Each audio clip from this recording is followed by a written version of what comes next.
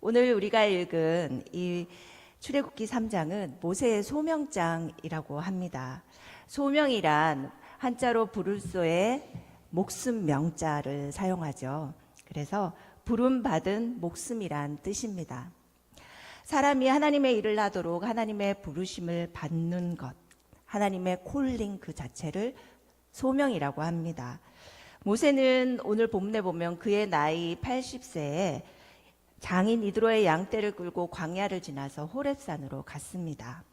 40년을 한결같이 해온 아주 일상적인 일이었을 것입니다. 어쩌면 너무나 반복되는 일상이었기 때문에 따분했을 수도 있겠습니다. 그런데 이날은 어제와 똑같은 날이 아니었습니다. 하나님이 바로 모세에게 찾아오신 그런 놀라운 날이었습니다. 하나님이 모세에게 찾아오시는 순간 그는 하나님의 부르심을 받은 자가 됩니다. 이렇게 하나님이 부르시는 자를 소명받은 자, 부르심을 받은 자를 소명받은 자라고 하는데요. 모세가 하나님의 부르심을 받고 그 부르심에 응답하는 순간 소명자로서의 그의 삶 전체가 완전히 바뀌게 됩니다. 모세는 장인의 양을 치는 그 목자에서 이스라엘의 목자로 바뀌게 되고, 목자가 양을 칠 때 사용하는 그 지팡이는 이스라엘 민족을 이끄는데 사용되는 지휘봉으로 바뀌게 되죠. 모든 사람은 하나님이 주신 시간 안에서 살아갑니다. 그런데 우리는 자신의 시간만 볼 때가 많이 있죠. 당장 눈앞에 있는 것을 바라보며 죽어라 최선을 다해서 살아갑니다. 무엇을 먹고 무엇을 마시고 무엇을 누릴까 하는 생각에 현실에 충실한 삶을 살죠. 그러나 하나님께서 부르실 때는 하나님이 우리의 시간 속에 직접 찾아오셔서 하나님의 시간 속으로 우리를 친히 초대하십니다. 소명받은 자는 그래서 더 이상 자신의 시간을 목적으로 살 수 없게 됩니다. 먹고 사는 문제를 넘어서서 역사의 주인 되신 하나님의 시간 속에 부름을 받은 존재로 살게 되는 것이지요. 우리에게 주어진 이 시간은 또한 한정된 시간이기도 합니다. 그 한정된 시간은 양적으로는 같은 시간일지라도 질적으로는 두 가지로 나뉘거든요. 우리가 태어나서 죽을 때까지 쭉 흘러가는 일반적인 시간인 크로노스와 그 크로노스의 시간 가운데 하나님이 특별하게 간섭하시는 카이로스의 시간이 있습니다. 우리는 이 카이로스 가운데 하나님의 인재를 체험하게 되는데, 그 시간 하나님을 만나고 하나님께로부터 부르심을 받는 놀라운 경험을 하게 되죠. 오늘 본문에 나오는 모세가 떨기나무 가운데 불로 임하신 그 하나님을 만나는 순간이 바로 이 카이로스의 시간, 하나님의 부르심에 초대되는 시간이었습니다. 모세는 이제 하나님의 부르심에 선택해야만 합니다. 그런데 성경을 살펴보면 모세는 하나님의 부르심에 기쁜 마음으로 즉시 순종했나요? 순종하지 않았습니다. 끝까지 거부하는 모습을 볼 수 있습니다. 11절 말씀에 모세는 자신이 누구인데 바로에게 가며 이스라엘 자손을 애굽에서 인도하여 내리까 하면서 하나님의 부르심에 대한 확신이 없어서 거절합니다. 그리고 13절에도 다시 한번 하나님께 이스라엘 자손에게 가서 하나님에 대해서 어떻게 말할까요? 라면서 거절하죠. 오늘 읽지는 않았지만 4장 1절, 10절, 13절 말씀에 계속해서 하나님이 설득하시면 모세는 그들은 나를 믿지 않을 거고 내 말을 듣지 않을 것입니다. 거절합니다. 또 나는 말을 잘하지 못하고 입이 뻣뻣하고 혀가 둔한 자입니다. 끝내는 주여 보내실 만한 사람을 보내소서 하면서 거절하죠. 그러나 하나님은 끝까지 모세를 설득하십니다. 하나님의 준비하심과 설득으로 그는 결국 애굽으로 향하게 되죠. 하나님이 부르신 곳으로 가는 선택을 하게 됩니다. 우리가 익히 아는 믿음의 조상 아브라함도 마찬가지였습니다. 그는 당시 문명의 최고로 발달한 갈대아 우르 지방에서 편안한 삶을 살고 있던 사람이었습니다. 아브라함의 원래 이름인 아브람은 존귀한 아버지라는 뜻이죠. 그리고 사레는 공주라는 뜻입니다. 추측컨대 아마 부유하고 안정된 삶을 살고 있었을 것으로 추측합니다. 그런데 그 삶의 시간 속에 어느 날 갑자기 하나님이 찾아오셔서 네 고향, 친척, 아비의 집을 떠나 너에게 보여줄 땅으로 가라고 말씀하십니다. 아브라함을 부르시면서 하나님의 시간으로 초대하신 것이죠. 아브라함은 모세처럼 선택해야만 했습니다. 자신의 시간 속에 찾아오신 하나님의 요청에 순종해서 영원한 하나님의 시간을 바라보고 살든지 아니면 하나님이 허락하신 그냥 자신의 시간대로 평범하게 살아가든지 결정해야 했죠. 결국 아브라함은 어떻게 했나요? 하나님을 선택했고 성경은 그것을 히브리서 11장 8절에서 10절 말씀에 이렇게 말하고 있습니다. 히브리서 11장 8절에서 10절은 지금 계속해서 심야 기도회 때, 금요 기도회 때 목사님 강해를 하시거든요. 한번 우리가 찾아서 다시 한번 읽어보겠습니다. 히브리서 11장 8절에서 10절 말씀입니다. 찾으셨나요? 네, 3절입니다.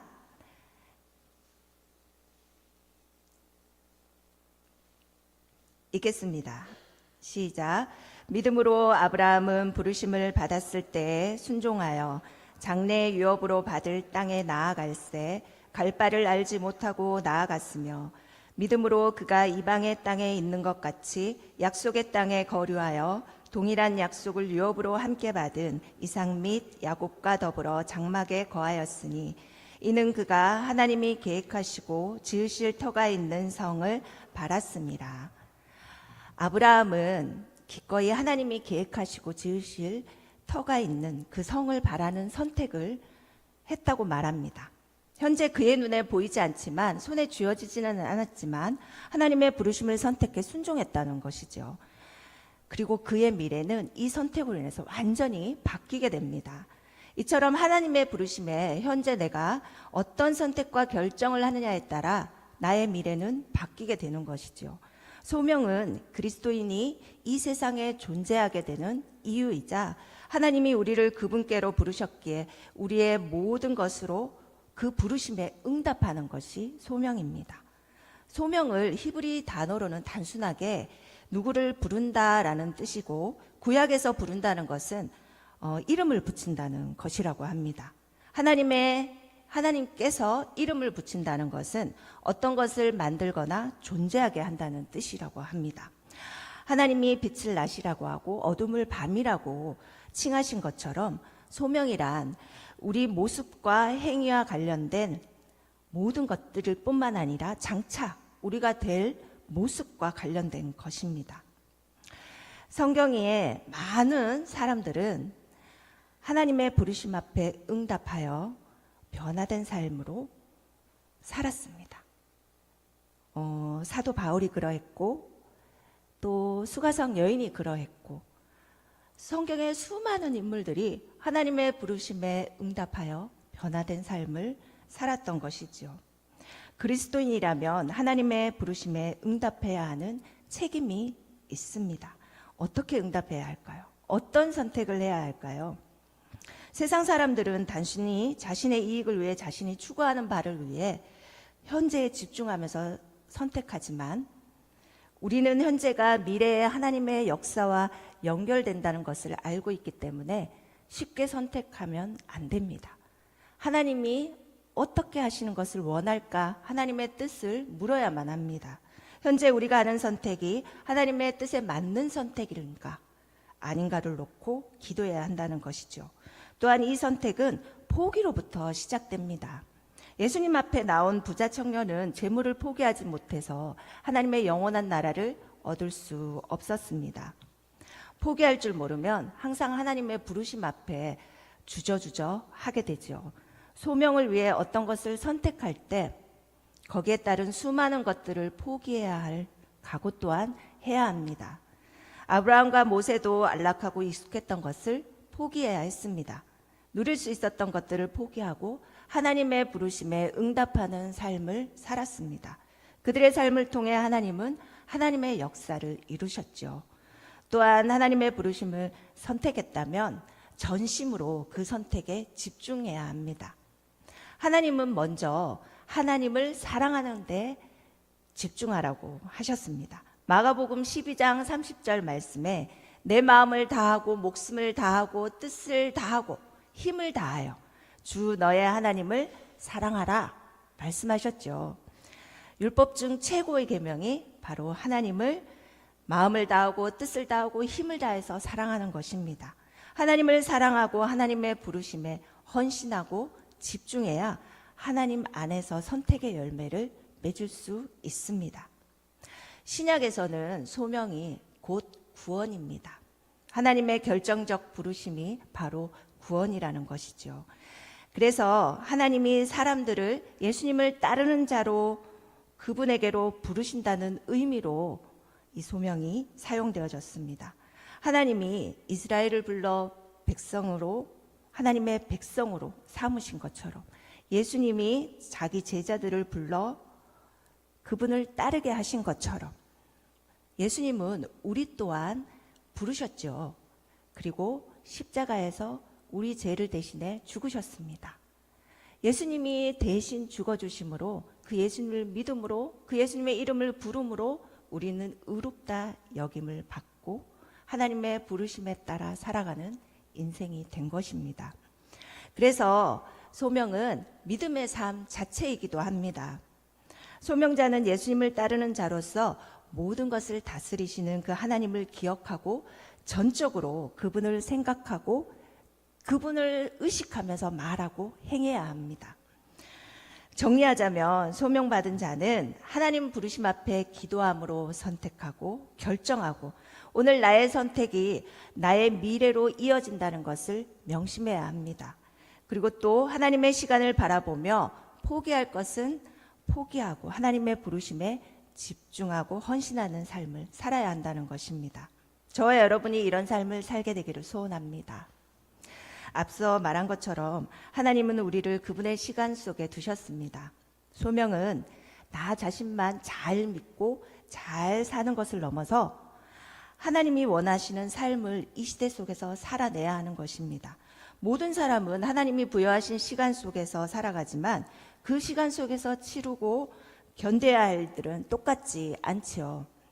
감당해야 될 책임과 대가가 다릅니다. 우리의 시간 속에서 우리에게 맡겨진 사명 또한 각자 다 다릅니다. 하나님을 사랑하고 하나님의 영광을 위해서 살아야 하는 본질은 같지만 자신의 시간을 살아가는 과정과 상황은 모두 다르고 또 해결하는 방법도 다 다릅니다. 특히 오늘날 우리 자녀 세대들이 겪고 있는 그 엄청난 변화와 신앙의 문제들이 우리 세대가 겪었던 신앙의 문제들과는 완전히 다릅니다. 어린이 사역을 하다 보면 10년 전 만났던 아이들, 5년 전 만났던 아이들, 지금 만나는 아이들 너무나 다르다는 것을 느낍니다. 매해마다 만나는 아이들이 다르다는 것을 느낍니다. MZ세대가 사용하는 그들의 언어와 문화 또한 너무나 다릅니다. 어떤 때는 외계어를 듣는 것 같기도 합니다. 시대가 변하는 속도가 너무 빨라서 따라가기가 힘듭니다. 그러나 세대가 다르다, 따라가기 힘들다, 이해하기 힘들다고 포기하는 것이 아니라 하나님께서 우리를 지금 이 시대에 두셨다면 이 시대 안에서 우리가 반드시 해야 할 일이 있다는 것을 믿으시기 바랍니다. 그 해야 할 일은 어떤 것일까요? 성경에 믿음의 조상 아브라함 삶을 창세기 12장에서 25장까지 기록하고 있는데 창세기 22장에서 아브라함은 아들 이삭을 모리아산에서 하나님께 제물로 바침으로 자신의 믿음을 증명했죠. 그리고 23장에서는 사라의 죽음을 통해서 후손들이 들어갈 땅을 미리 준비했습니다. 그리고 24장에서 이삭을 리브가와 결혼시킴으로 믿음을 계승시켰습니다. 자신만 잘 믿고 살다간 것이 아니라 다음 세대를 세웠기 때문에 그 이후에 수많은 하나님의 믿음의 역사가 일어날 수 있었습니다. 이 시대 가운데 우리에게 하나님이 원하시는 바가 바로 이 다음 세대의 믿음이 계승되는 것입니다. 지난번 제가 설교했던 그 믿음의 바통 터치, 신앙의 바통 터치, 에서도 말씀드린 것처럼 하나님은 하나님의 영원한 시간 속에 우리를 하나님을 믿는, 그리고 그 믿음을 계승시키는 계주 선수로 불러주셨습니다. 우리의 인생이, 우리에게 허락된 시간이 길어봤자 80년, 90년입니다. 그런데 그 8, 90년을 우리 한 사람 한 사람의 시간을 이어서 최선을 다해서 믿음이 다음 세대에게 이어질 수 있도록 준비하고 기도하고 가르쳐야 합니다. 소명의 시작이 우리로부터 시작되었을까요? 아닙니다. 하나님으로부터 시작되었습니다. 그렇다고 그 소명에 대한 책임이 없을까요? 하나님의 부르심에 대한 책임은 우리 그리스도인 각자 한 사람 한 사람에게 있습니다. 바로 우리의 삶으로 그 소명에 대해 응답하는 것입니다. 먼저 우리가 우리를 부르신 하나님을 잘 알지 못하면 소명도 알지 못하고 또 이해할 수도 없고 다음 세대에게도 가르칠 수 없습니다. 우리 자신이 어떤 존재인지, 자신을 부르시는 하나님의 뜻이 무엇인지 우리가 먼저 알아야 됩니다. 그리고 그것을 다음 세대에게 가르쳐야 되죠. 부지런히 하나님 앞에 나와 예배하고 기도하고 말씀 읽어야 하는 이유가 바로 여기에 있습니다. 우리 신앙생활의 목적을 단순히 치유나 위로에 두어서는 안 되는 것이죠. 그것을 넘어서 하나님을 알고 하나님의 뜻을 이루어드리는 삶을 살기 위해 애써야 된다는 것입니다. 하나님의 시간 속에서 하나님이 뜻하신 곳에 보내심을 받은 우리 모두가 소명자라고 했습니다. 내 인생의 주인이 하나님이시고 또 하나님이 뜻하신 목적 가운데 이 세상에 보내셔서 내가 지금 존재하게 되었다는 것을 믿는다면 우리는 어떤 실패나 상황이나 또 좌절 가운데서도 절망에 빠지지 않을 것입니다. 하지만 많은 그리스도인들이 이 사실을 잘 알지 못합니다.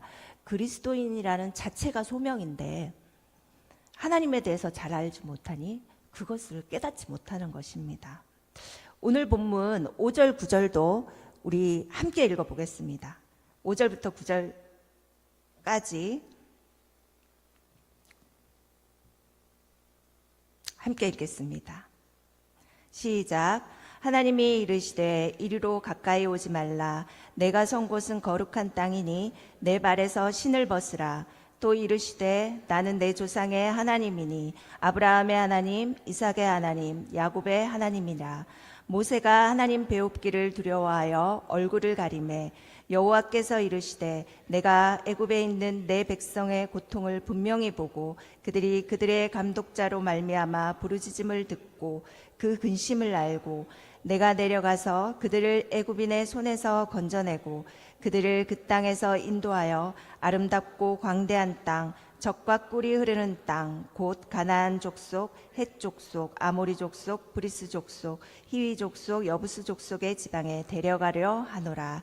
이제 가라. 이스라엘 자손의 부르짖음이 내게 달하고 애굽 사람이 그들을 괴롭히는 학대도 내가 보았으니.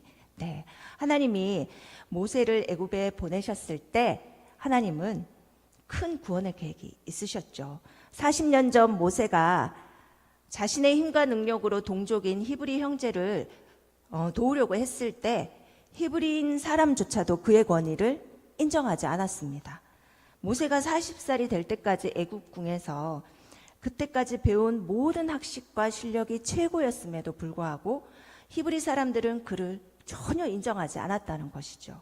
왜냐하면 모세가 하나님의 권위 안에 있지 않았기 때문입니다.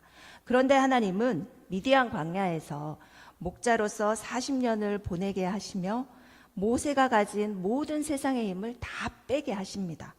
그리고 모세가 말씀 앞에서 자신의 신을 벗는 것을 보면 그것을 알 수 있습니다. 당시 노예들은 신을 신지 않고 살았다고 합니다. 신을 벗으라는 말씀에 순종해서 노예가 주인 앞에 순종하듯이 하나님 앞에 신을 벗었다는 것은 하나님의 권위를 인정했다는 것이죠. 하나님 앞에서 자신의 존재가 어떤 것인지 알게 되었다는 것입니다. 내 존재를 안다는 것은 하나님의 관점으로 나를 보는 것입니다. 부족한 자신의 모습을 보더라도 분명히 하나님이 부르셨다는 것을 깨닫고 하나님께 내가 어떤 존재인가를 아는 것이죠. 우리는 하나님께 어떤 존재입니까? 하나님의 아들의 핏값으로 영원한 생명을 얻고 하나님의 자녀가 된 존재입니다. 하나님의 자녀로서 우리를 이 세상에 존재하게 하셨다면 분명한 계획이 있으시겠죠. 어떤 상황에서도 우리는 소명의 사람입니다. 물질적으로 풍요로워지고 빠르게 발전하고 우리 다음 세대 청소년과 청년들의 자살률이 매년 급증하고 있습니다. 21년도 기준으로 그런 여러 가지 사회적인 문화 때문에, 그런 영향 때문에 크리스천 청소년과 청년들의 자살률이 많이 올라갔고, 또 설문조사를 해보니까 100명 중에 26명 정도, 한 4명 가운데 1명 정도가 죽고 싶다 하는 극단적인 생각을 했다고 합니다. 크리스천인데도 불구하고 복음을 듣고 매주 교회 나와서 예배드리고 하나님에 대해서 알고는 있지만 그들이 변하지 않는 현실 때문에 소망이 없다고 생각해서 그렇게 극단적인 생각을 한다는 것입니다. 너무 가슴 아픈 일이죠. 그런데 그런 우리 다음 세대에게, 우리 교회 안에 있는 아이들, 나의 자녀들, 교회 밖에 있는 그 청소년들과 청년들에게 소명에 대해서 우리가 가르친다면, 너가 이 세상에 존재하는 이유가 무엇 때문이다? 하나님이 그렇게 하셨기 때문에, 하나님이 부르셨기 때문에 그 이유를 가르쳐 준다면 그들에게 세심한 관심과 돌봄을 해준다면 어떨까요? 그런 생각이 사라지지 않을까 하는 마음이 듭니다. 말씀을 맺겠습니다. 우리는 그리스도인으로서 하나님의 부르심에 응답하는 삶을 살아야 하는 책임이 있습니다. 부르심에 대한 확신을 가지고 자신과 이웃, 다음 세대, 나라와 민족, 역사 앞에서 그리스도인으로서의 책임을 감당하며 살아야 하죠. 우리를 부르시는 분이 우리 삶의 주인이시며 이 세상 모든 것의 주권자 되시는 하나님이시기 때문에 이것을 기억하고 살아가는 우리 모두가 되시기를 소원합니다. 기도하겠습니다.